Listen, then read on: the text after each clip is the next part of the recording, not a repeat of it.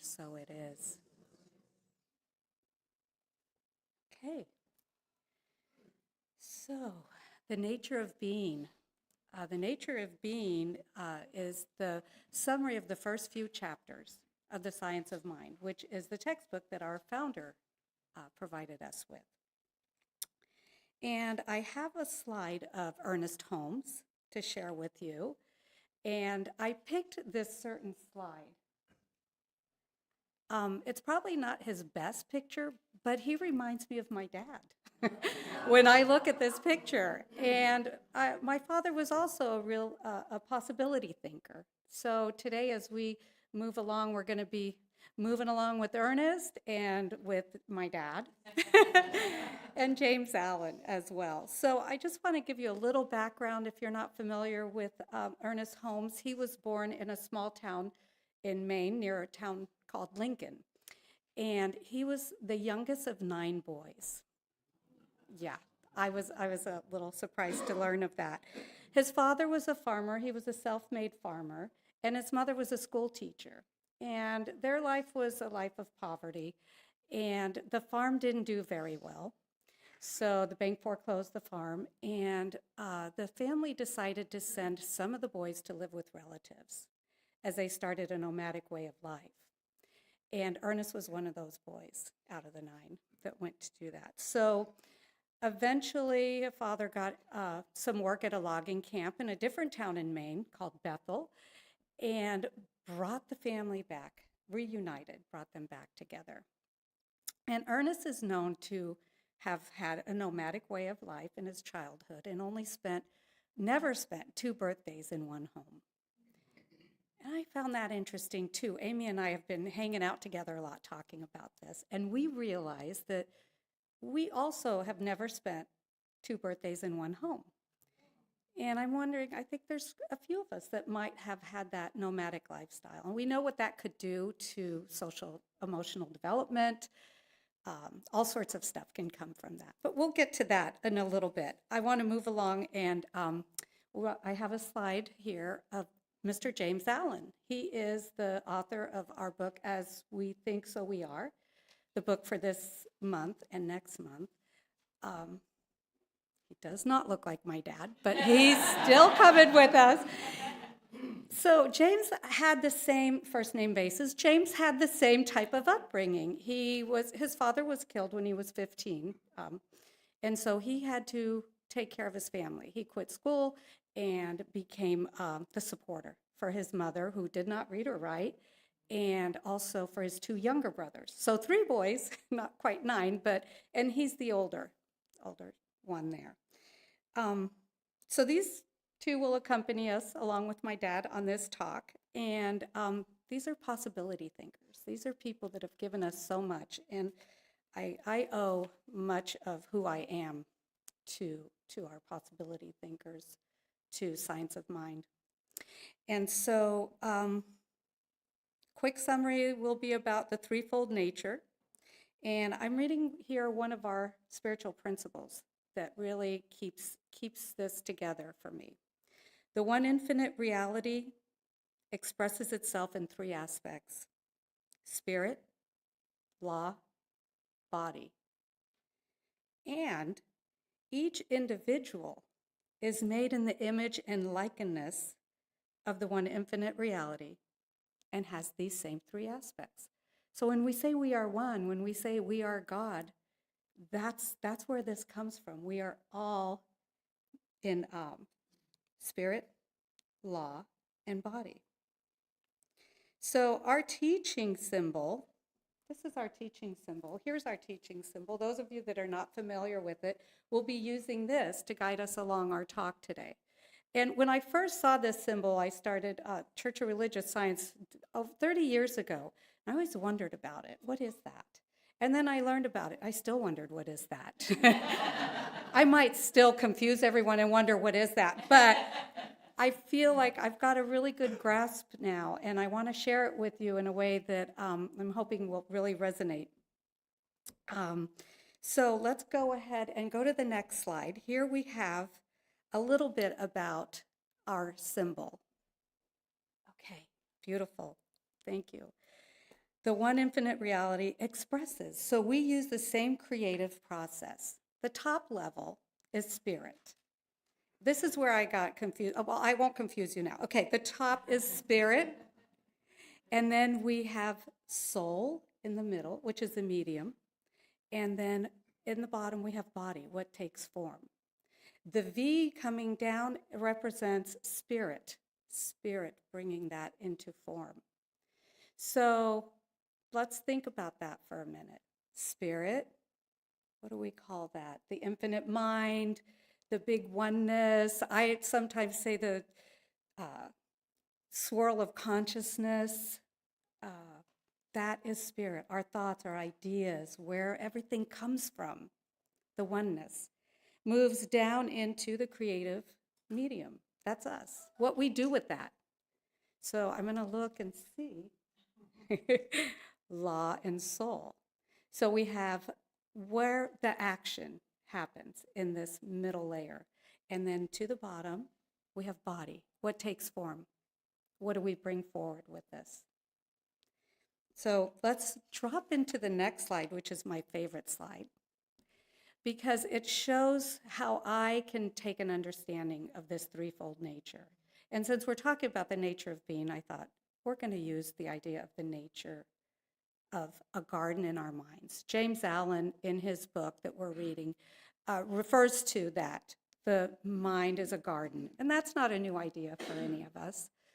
But I know there's quite a few gardeners out here. And even if you don't garden, I'm sure that you can find this place of how this works. Spirit, the seed, that's the part that always was difficult for me. I thought the seed should be on the bottom under the earth, and it would, but no. Spirit is the seed because the seed is thought, just like it is thought. It is what comes to us, our dreams, aspirations, things that are formless. They're just out there in that cosmic swirl. That's our thought. That's where we're at. Then we move down into our soul.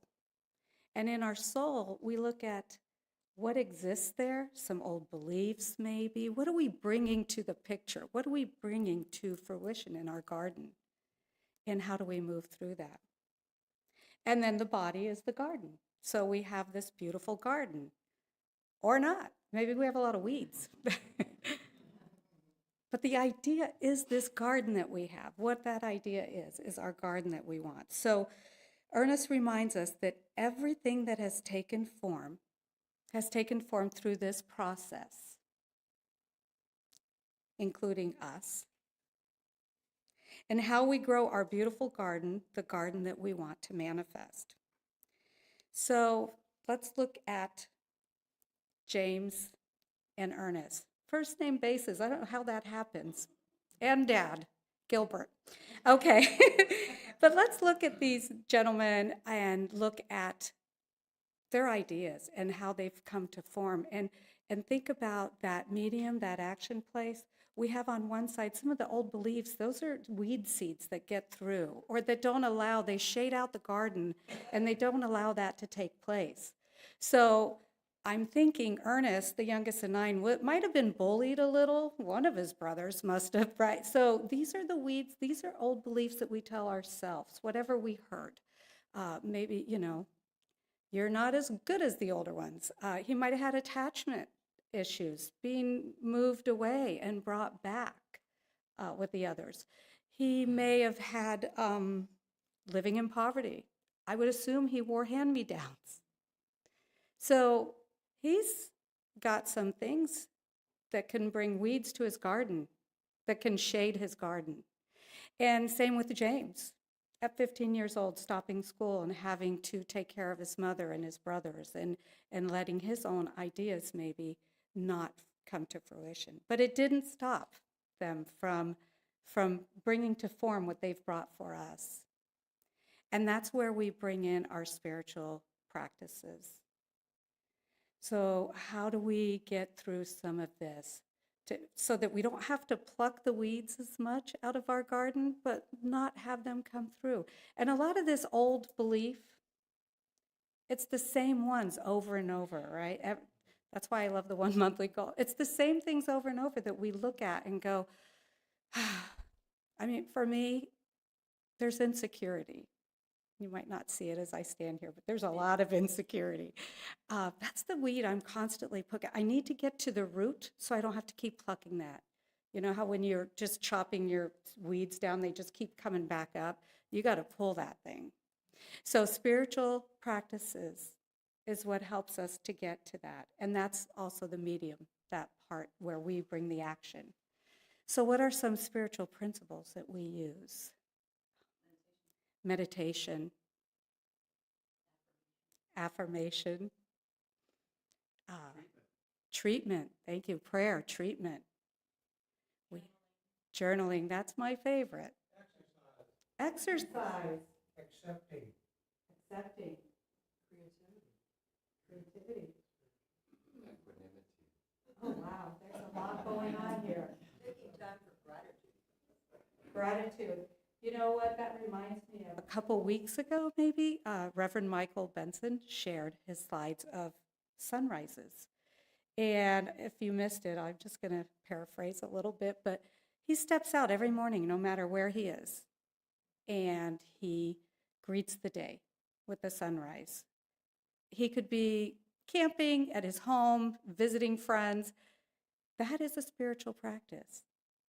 And so I think any of those spiritual practices that we find help those seeds to go away so that we can manifest and we can be who we were meant to be, that one. So before I bring Amy up, I just want to read from James Allen, something that really, I thought really brings this together. Dreams are the seedlings of reality. Cherish your visions. Cherish your ideas. Cherish the music that stirs in your heart, the beauty that forms in your mind, the lovingness that drapes your finest thoughts. For out of them will grow all delightful conditions and heavenly environments if you remain true to them. So, the dreams, what we bring, and the garden that we're growing. And Amy can come and help us make sense of everything I just put out there. No pressure. Thank you, Amy.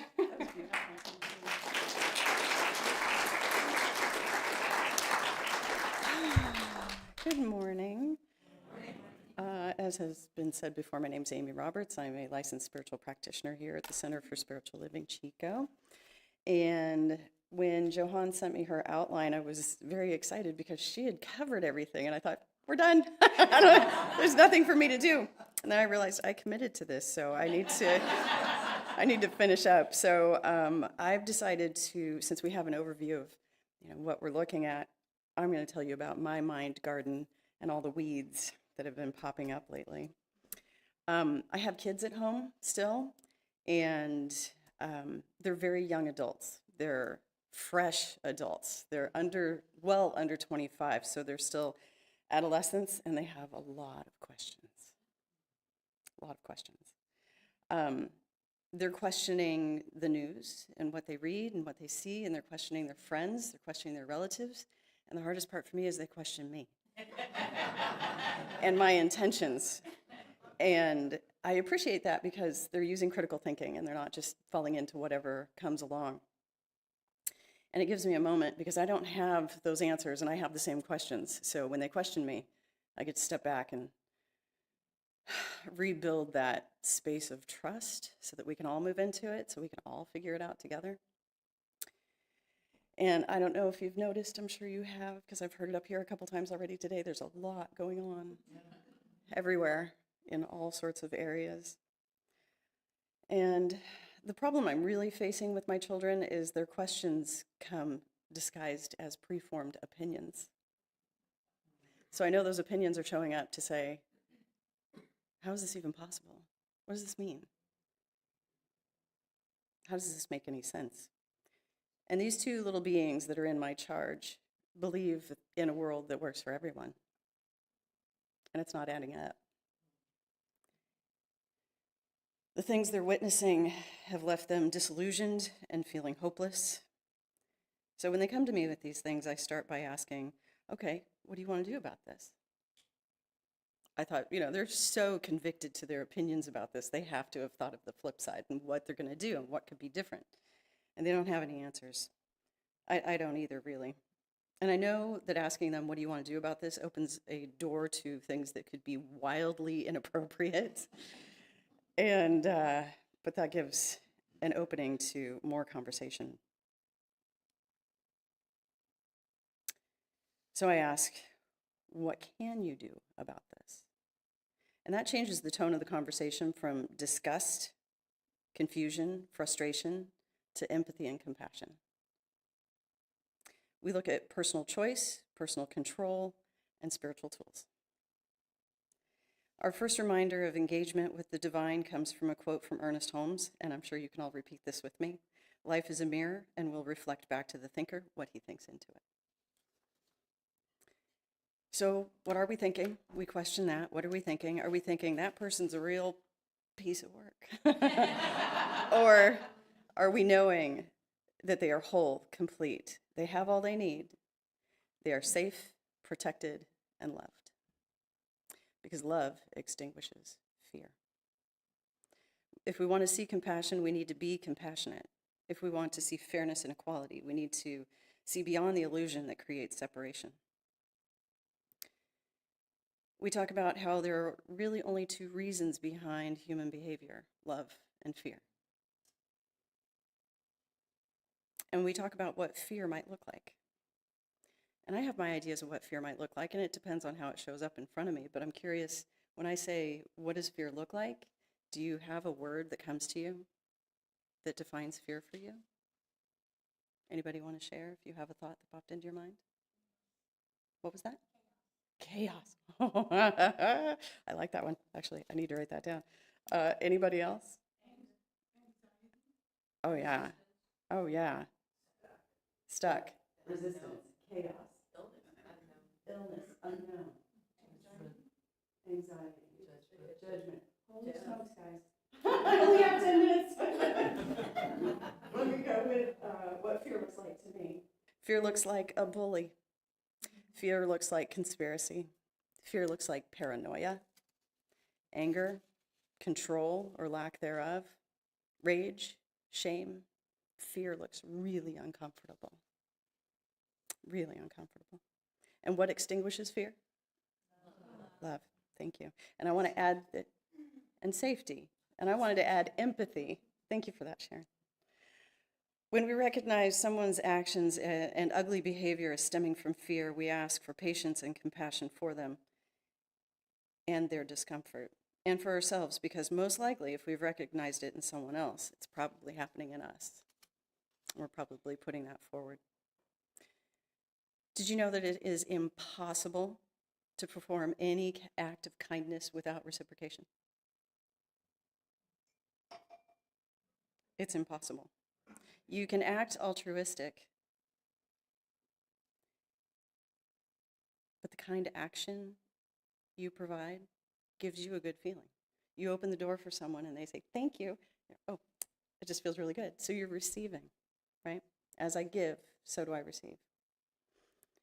My mother had this plaque on her desk, and it's now on mine. And it says, the only thing worth doing in life is that which we do for others. And I love this reciprocal nature because there is only one universal mind, and that means what I put into it, I get back. So whatever I do for you, I do for me. It is said that we are human beings, not human doings. But I think there's a side note to this. There's a lot of talk in our spiritual circles about what is yours to do, what's mine to do. What am I here for? Your being is always doing. It's the nature of your being.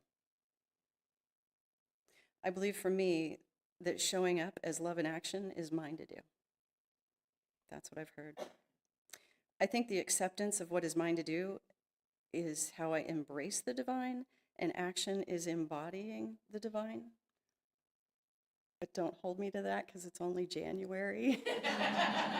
And we're just stepping into this. And I know last year when we did Courage Over Comfort or Faith Over Fear, it brought things that I never would have put down on paper, expecting to happen last year. Grateful for all of it, but it was a ride for sure. Oh, I'd like to leave you with a writing from Emma Curtis Hopkins. And I have, if it touches you the way it touched me, I have copies of it for you later. I found this during practitioner training when I was looking for something else. And I have not been able to find it since. So I'm going to attribute it to Emma Curtis Hopkins because I wrote it down in that moment. I'm glad I did because I cannot find it anywhere else. So if you're familiar with it, please share it with me. I think this is how she committed to embodying the divine and the Christ consciousness. It goes like this. Rise up, oh, my soul, to amuse, enlighten, and invigorate the world. Infuse me with love, wisdom, and humor. Show me how to inspire minds and uplift souls. Give me the golden key to open hearts. Allow me to introduce people to their higher selves and to their oneness with the divine. Encourage them to listen to Spirit, softly guiding them through their intuition and through their dreams. Make them whole, happy, powerful, loving, and kind. With you as my source and me as your actor, heaven is in this present moment and forever eternal. Let no one come to me without feeling better. And so it is.